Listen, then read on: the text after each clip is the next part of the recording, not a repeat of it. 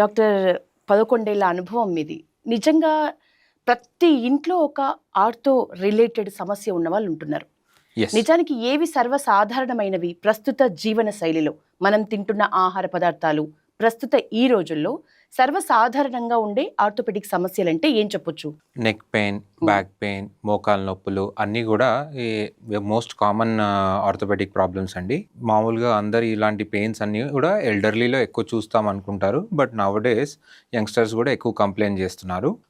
ఇవన్నీ కూడా వాళ్ళ లైఫ్ స్టైల్ చేంజెస్ వల్ల, వాళ్ళ ప్రొఫెషన్ వల్ల, sometimes sports injuries are common twisting injuries, కాలు మడతపడము అవన్నిటి వల్ల కూడా యాంకిల్ పెయిన్స్, నీ పెయిన్స్ అన్ని చాలా కామన్గానే కంప్లైంట్స్ చేస్తూ ఉంటారు. సరే, చికిత్సకు సంబంధించి మన స్టేట్లో నిజానికి ఇప్పుడు సాంకేతిక చికిత్స, శస్త్రచికిత్సలు ఎక్కువగా జరుగుతున్న ఈ రోజుల్లో మన తెలంగాణలో అవసరమైనంత మేర, అవసరమైన తీరులో ఉన్నాయా అందుబాటులో అన్ని సౌకర్యాలు? 100% అండి. హైదరాబాద్లో అయితే డెఫినెట్గా మోస్ట్ అడ్వాన్స్డ్ మెడికల్ ఎక్విప్మెంట్ ఉంది in all departments, not only orthopedics. Okay. In every departments we are very very అడ్వాన్స్డ్గా ఉన్నాము కంపేర్ టు ఆల్ ఓవర్ ఇండియాలో. ఆల్మోస్ట్ టాప్ 2-3 పొజిషన్స్లో ఉంటాం మనము. Hospital doctors experience and knowledge పరంగా కానీ, టెక్నాలజీ పరంగా కానీ, ట్రీట్మెంట్ పరంగా కూడా మనము వెరీ అడ్వాన్స్డ్గా ఉన్నాం. సరే, ఎందుకు సార్ మరి ఇప్పటికీ కూడా అమెరికా నుంచి చిప్స్ తెప్పిస్తాం, అమర్చుతాం అనే టాక్ వినిపిస్తూ ఉంటుంది రెగ్యులర్. మనము అక్కడి నుంచి తెచ్చుకునేది ఏంటంటే ఇంప్లాంట్స్ ఉంటాయండి. ఇంప్లాంట్స్ కానీ మెడిసిన్స్ అవన్నీ కూడా ఫస్ట్ ఎప్పటి నుంచో అమెరికాలో దానిపైన రీసెర్చ్ జరిగి ఒక 20-30 ఇయర్స్ దానిపైన రీసెర్చ్ ఉండి దాని పేపర్స్ రిలీజ్ చేసి అన్ని పర్మిషన్స్, పేటెన్సీస్ అన్నీ కూడా వాళ్ళు అక్వైర్ చేసిన తర్వాత ప్రపంచంలో అందరికీ వాళ్ళు ఇలా పంచడం జరుగుతుంది. సో మన దగ్గర కూడా అవన్నీ రావడానికి ఆ పేటెన్సీ అవన్నీ కూడా ఉంటాయి కాబట్టి కొన్ని వాళ్ళ దగ్గర నుంచి తెచ్చుకోవాలి. మన దగ్గర కొన్ని తయారు చేసే ఇండిజినియస్ కూడా ఉన్నాయి. బట్ పబ్లిక్ కూడా అలాంటివి ప్రిఫర్ చేస్తున్నారు. They're more comfortable, trustworthy. మెల్లిమెల్లిగా ఆ ట్రెండ్ కూడా చేంజ్ అవుతుంది. మేక్ ఇన్ ఇండియాలో చేసే ఇంప్లాంట్స్ కానీ ఇవి కూడా వాళ్ళు ట్రెండ్ కూడా చేంజ్ అవుతుంది. సో ఫ్యూచర్లో ఆగిపోవచ్చు మనం అక్కడి నుంచి తెచ్చుకోవడం అవన్నీ కూడా. వేటి మీద కూడా మనం ఇతర దేశాల మీద ఆధారపడకుండా మనం సొంతంగా ఆల్మోస్ట్ అన్ని మనం చేస్తున్నాం కూడా. కానీ పబ్లిక్కి కొంతవరకు ఇంకా ట్రస్ట్ అనేది డెవలప్ అవ్వలేదు. వాళ్ళు ప్రిఫర్ చేస్తున్నారు. సో వాళ్ళకి ఏది ప్రిఫర్ చేస్తే మనము వేయాల్సిన అవసరం ఉంటుంది. సో అందుకనే మెల్లిమెల్లిగా ట్రెండ్ చేంజ్ అయిన తర్వాత ఇవన్నీ ఎక్స్పోర్ట్ చేసుకోవడం అనేది మనం ఆ ట్రెండ్ తగ్గిపోవచ్చు. ఓకే డాక్టర్, ఇందాక మీరు చెప్తున్నట్లు వృద్ధాప్యానికి సంబంధించి వచ్చే కొన్ని సమస్యలు ఉంటాయి అన్నారు.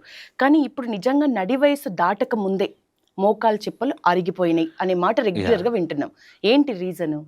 కామన్ అందరిలో ఉండే ఒక మిత్ ఏంటంటే ఇవన్నీ జాయింట్ పెయిన్స్, మజిల్ పెయిన్స్ కానీ ఓన్లీ ఎల్డర్లీలో వస్తాయని.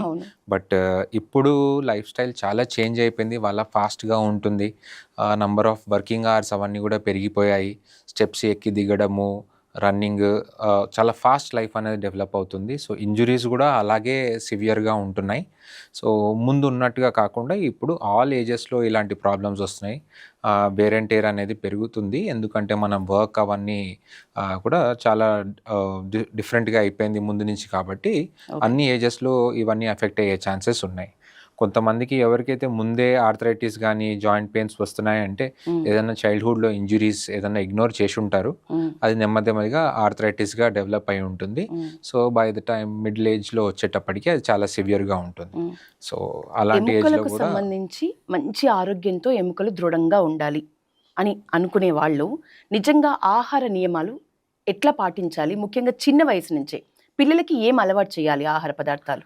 చాలా విషయాలు ఉంటాయండి. డైట్ అనే కాకుండా most importantly exercise is important. వాళ్ళని ఒక యాక్టివ్ లైఫ్ స్టైల్కి మనం ఎంకరేజ్ చేయాలి. డైలీ ఎక్సర్సైజెస్కి, స్పోర్ట్స్కి ఎంకరేజ్ చేయాలి. దాంతోపాటు డైట్ ఆల్సో ప్లేస్ ఒక రోల్ అందులో. మనం ఆ డైట్ కూడా ప్రోటీన్ ఫుడ్ కానీ, calcium and milk products rich ఉన్న ప్రోడక్ట్స్ ఫుడ్ తీసుకోవడం కానీ, greeny vegetables, junk food avoid చేయడము. కొంచెం యూత్ యంగ్స్టర్స్ వచ్చిన వాళ్ళు బ్యాడ్ హ్యాబిట్స్ నుంచి దూరంగా ఉండడం, ఆల్కహాల్, స్మోకింగ్ ఇవన్నిటికి కూడా దూరం ఉండడం, ఇట్లాంటివన్నీ ఎంకరేజ్ చేస్తే డెఫినెట్గా బోన్స్ అనేవి స్ట్రాంగర్గా ఉంటాయి.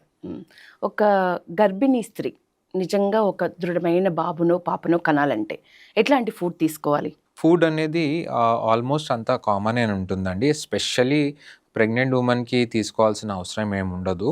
కానీ వాళ్ళల్లో రిక్వైర్మెంట్ ఆఫ్ కాల్షియం గానీ, వైటమిన్స్ గానీ, అదర్ న్యూట్రిషన్ గానీ నార్మల్ ఉమెన్ కంటే ఎక్కువ రిక్వైర్మెంట్ ఉంటుంది. ఓకే. సో, దానికి తగ్గట్టుగా తీసుకోవడమే తప్పితే నార్మల్ ఉమెన్‌కి, ప్రెగ్నెంట్ ఉమెన్‌కి డిఫరెన్స్ ఆఫ్ ఫుడ్ అయితే ఉండదు. ఓకే. బట్ క్వాంటిటీ పరంగా గూడా మనము ఎక్కువ తీసుకునే ఉద్దేశం పాసిబిలిటీ ఉండదు కాబట్టి వాళ్ళకి మనం బయట నుంచి సప్లిమెంటేషన్‌గా ఇస్తాం. హ్మ్. ఓన్లీ డిఫరెన్స్ ఏంటంటే వాళ్ళకి రిక్వైర్మెంట్ ఎక్కువగా ఉంటుంది. హ్మ్.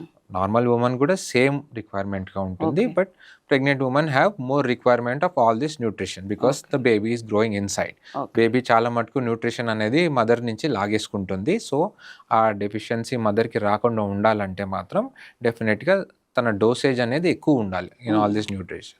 విత్ ఫుడ్ అది దొరకదు కాబట్టి మనం బయట నుంచి సప్లిమెంట్ చేస్తాము. Folic acid, vitamin D, calcium hmm. ఇలాంటివన్నీ టాబ్లెట్స్ ద్వారా ఇస్తాం. హ్మ్. నార్మల్లీ యంగ్ ఉమెన్‌కి ఇవ్వం అవును. కానీ ప్రెగ్నెంట్ ఉమెన్‌కి మీరు ఇవ్వాల్సి చూస్తూ వస్తది. వింటా ఉంటారు. హ్మ్.